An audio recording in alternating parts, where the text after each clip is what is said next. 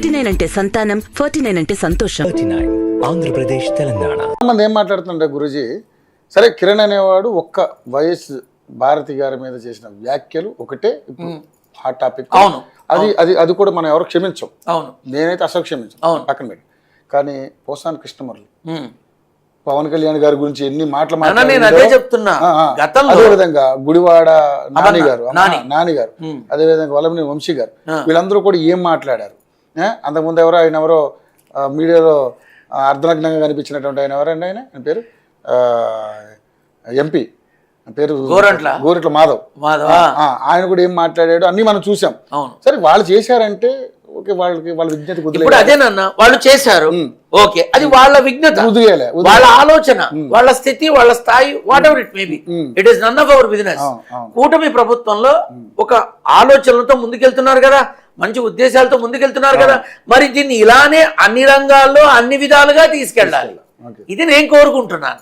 ఎన్నికల సమయంలో ఎవరు ఏం మాట్లాడతారో ఎవరికీ తెలియదు, ఎవరికీ తెలియదు. మాట్లాడొచ్చండి, కాకపోతే ప్రత్యర్థుల్ని అలా ఢీ కొట్టాలి కానీ రాజకీయ పరంగా ఢీ కొట్టాలి, వ్యక్తిగతంగా ఢీ కొట్టారు చాలా మంది, రైట్. అయితే ఇప్పుడు ఏ రకంగా అయితే స్త్రీలకి ప్రథమ పీట వేసి వాళ్ళ గౌరవానికి ప్రాధాన్యత ఇచ్చి కూటమి ప్రభుత్వం చేస్తోందో, ఆ కోవలోనే మరో ఆడపడుచు రోజమ్మనైనా, మరో ఆడపడుచు విడుదల రజనీనైనా వాళ్ళ పట్ల మాజీ ముఖ్యమంత్రిగా ఉన్న జగన్మోహన్ రెడ్డి యొక్క గౌరవాన్ని కించపరిచే విధంగా వీడియోలు పెట్టి మార్ఫింగ్ చేసి వీడియోలు పెట్టారు కదా, వాళ్ళ మీద కూడా తక్షణం వీళ్ళు ఒక యాక్షన్ తీసుకోవాలని మీ మాధ్యమం ద్వారా నేను కోరుకుంటున్నా. ఎందుకంటే వాళ్ళు స్త్రీలే కదా. ఇప్పుడు ఒకానొక నాడు దానంటే మన లోకేష్ బాబుని కూడా ఏదో డాన్సులు వేస్తున్నాడని ఒక వీడియో పెట్టి చూసారా, స్విమ్మింగ్ పూల్ ఏం పెట్టారు కదా, అవి నిజమని నమ్ముతావా నువ్వు? అవి కూడా మార్ఫింగ్ అవ్వచ్చు. ఇవాళ రేపు తలకాయలు మార్చేసి ఎలా పడితే అలా మార్ఫింగ్ చేస్తారు. అసలు బాడీలోని ఒక ఫోటోని మొత్తం మూమెంట్ గా వాళ్ళు రకరకాల మార్చి చాలా అద్భుతమైనటువంటి యానిమేషన్ లో జరగంది లేదు, యానిమేషన్ లో అవ్వంది లేదు, యానిమేషన్ లో దొరకంది లేదు, అట్ట అయిపోయింది.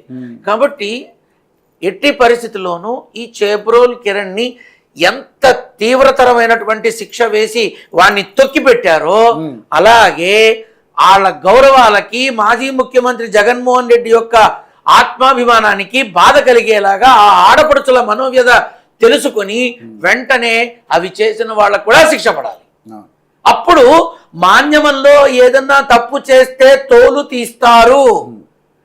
మాన్యమాల్లో ఈ ఎడిటింగ్ చేసి పెట్టినా సరే, ఎడిటింగ్ చేసి ఏది పడితే అది పెట్టినా సరే అయిపోతుంది అనుకుంటే కుదరదు.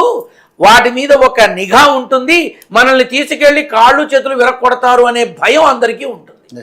కాబట్టి తక్షణం ఈ చేబ్రోల్ కిరణ్ ని ఇక్కడితో వదిలిపెట్టకూడదు, కఠినతరమైన శిక్ష వేయాలి. ఎందుకంటే ఆ తల్లిని వీడు మాట్లాడిన మాటలకి నేను అనవసరంగా ఒక స్త్రీ జోలికి వెళ్ళి సర్వనాశనం అయ్యాను, నన్ను చూసి మీరు నేర్చుకోండి, మీరు అలా చెయ్యకండి అని వాడితోనే ప్రపంచానికి చెప్పించాలి. అటువంటి శిక్ష పడాలి వాడికి. అట్లాగే ఇవి చేసిన వాళ్ళకు కూడా అటువంటి శిక్ష పడాలి. ఇప్పుడు నువ్వు చూసావో లేదో తెలియదు, నేను చూసాను సార్, చాలా చూసాను. ఇప్పుడు పార్టీల పరంగా వేరే వాళ్ళు కావచ్చు, రాజకీయ పరంగా నీ శత్రువులు కావచ్చు, రాజకీయ పరంగా నీ ప్రత్యర్థులు కావచ్చు, కానీ మన ఆడపడుచు, మన ఆడబిడ్డని మాజీ ముఖ్యమంత్రితో నువ్వు పెట్టినటువంటి వీడియో పరమనీచమైనది, తొక్కి పారేయాలి వాడని. వాళ్లే బాహ్య ప్రపంచానికి దండాలు పెట్టి చెప్పాలి, ఒరే మాన్యమాలు చేతిలో ఉన్నాయి కదా అని నోటికొచ్చిన అవాకులు చవాకులు, నోటికొచ్చినట్టు మాట్లాడ్డాలు పెట్టేసి తప్పించుకున్నాం అనుకోకండి, వీడియోలు పెట్టి తప్పించుకున్నాం అనుకోకండి, నాశనం అయిపోతారు మాలాగా అని వాళ్ళతో చెప్పించాలి. అది కరెక్ట్ పనిష్మెంట్ అందరికీ. ఎవడెవడైతే పనికి మాలిని పెడుతున్నాడో వాళ్ళకి కరెక్ట్ పనిష్మెంట్. ఇది నా అభిప్రాయం. శిక్ష అనేది గట్టిగా ఉంటే ఇంకోసారి చేయడం ఖచ్చితంగా. ఇప్పుడు ఒకసారి జరిగితే రెండోసారి ఆలోచన కూడా రానివ్వరు. అంతెందుకు నాన్న, ఇప్పుడు నేనున్నాను, నేను మాట్లాడతాను, చక్కగా చెప్తాను, కానీ యూట్యూబ్లో చూస్తున్నప్పుడు ఆ హెడ్లైన్ ఒకలాగా ఉంటుంది, కంటెంట్ ఒకలాగా ఉంటుంది. నన్ను అడిగారు, గురువు గారు మీరేంటో మాకు తెలుసు, మీరు ఏం చెప్తారో తెలుసు, ఎలా మాట్లాడతారో తెలుసు, కానీ హెడ్లైన్ ఒకటేను, మీరు మాట్లాడే విధానం ఒకలా ఉంటుంది, అది కొంచెం జాగ్రత్త పడండి అన్నారు. అంటే చూసావా, మనుషుల మధ్య ఉండే విధానం అక్కడే తెలిసిపోతుంది. కాబట్టి వాళ్ళకి వేసే శిక్ష యావత్ తెలుగు రాష్ట్రాల్లో, మిగతావి నాకు అనవసరం, యావత్ తెలుగు రాష్ట్రాల్లో యూట్యూబ్లో ఒక ఆడియో పెట్టాలన్నా చెత్తది, ఒక చెత్త వీడియో పెట్టాలన్నా, ఒక చెత్త ఇంటర్వ్యూ పెట్టాలన్నా భయం వేయాలి. అలా తెలుగు రాష్ట్రాల ప్రభుత్వాలు తక్షణమే ముక్కుపాదం మోపాలి వాళ్ళ మీద.